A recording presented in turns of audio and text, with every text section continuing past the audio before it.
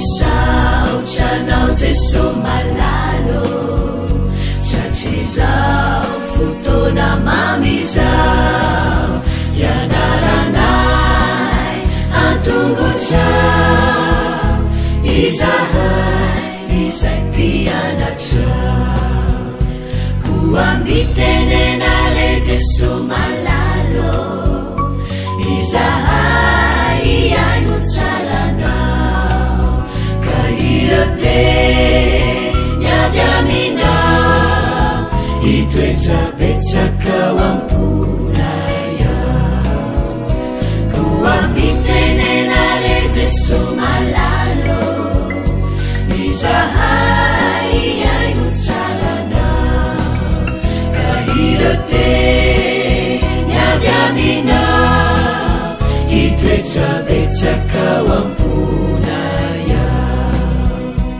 irote niavy aminao itoetsapetsakao amponaya.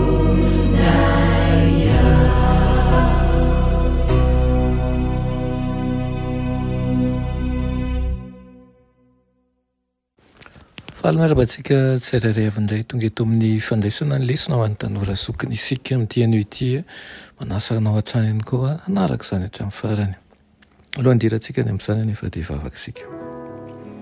Ry tompo-tianay isaoranay manokana ianao satria mbola omenao izao tombontsoa lehibe izao zay efanay mandray ny teninao dia miangataka aminao mba hitsidika ny isa-tokantrano tsirairay avy eto aokany ianao ankahary anay aokany ianao hanova ny fijerinay ka nanay faharetana ary tombonay hatrany amponoana tonoana sy angatanay aminaran'i Jesosy. Amen. Lohateny lesonantsika androany dia manao hoe mifehy saintsika. Tsy maintsy alefitra eo ambany sitrapon'Andriamanitra ny fisainana ary ny fihetseham-ponao ho fehezany fandanjalanjahana sy ny fivavahana.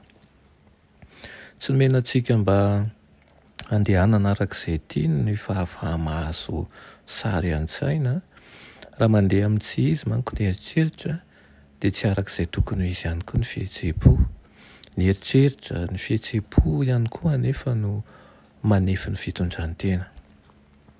Sarobidy noho ny volamena avy amin'ny ofira ny fahafaha misaina amin'ny mpahamarinana. Aoka omentsika lanja lehibe ny fifehezany eritreritsika satria manomana ny saina sy ny fanahintsika hiasa amin'ny mpirindrana ho an'ny tompo izany. Mila afantoka amin'ny Kristy ny fisainantsika raha tia hita fiadanana sy fahasambarana isika eto amin'ity fiainana ity. Arak'izay ao an-tsain'ny olona ihany manko ny toetrany. Mamono ny fanahy ny fisainandratsy, manova ny fo ary manadio ny fisainana kosa nefa ny herin'Andriamanitra. Raha tsy misy ezaka entitra atao mba hiazona ny eritreritra hifantoka amin'ny Kristy dia tsy afaka hiseho amin'ny fiainana ny fahasoavana. Tsy maintsy mandray anjara amin'ny ady ara-panahy ny saina, tsy maintsy baboina naiky an'i Kristy ny eritreritra rehetra ary tsy maintsy entina eo ambany fifehezan'Andriamanitra ny fahazarana rehetra. Izao ny tsarovy amin'ity anio ity. Ho voafehy ny tena lokon'ny vava rehefa fehezina miaraka ny fanampian'ny fanahy masina ny fisainana. Izany ny tena fahendrena marina izay hanome fitony-tsaina, hanome fahafahampo ary fiadanana azo antoka. Misy fifaliana amin'ny fisain-tsainana ny haren'ny fahasoavan'Andriamanitra. Ka noho izany dia aza misalasala aza mangataka ny fanahy masina amin'Andriamanitra isika mba hanamboatra antsika amin'ny fotoana rehetra. Amen. Vavaka isika. Andriamanitra tenay tsara indrindra misaotra tompo amin'izany toromarika avy aminao izany. Tsy hainay ny hanova anay fa mila ny herin'ny fanahinao masina izay ahafahanay mitondra ny fisainanay sy ny fihetseham-ponay. Ko ampianaro izay tompo ary androtsao ny zava-tsoa rehetra avy aminao. Aminaran'i Jesosy. Amen.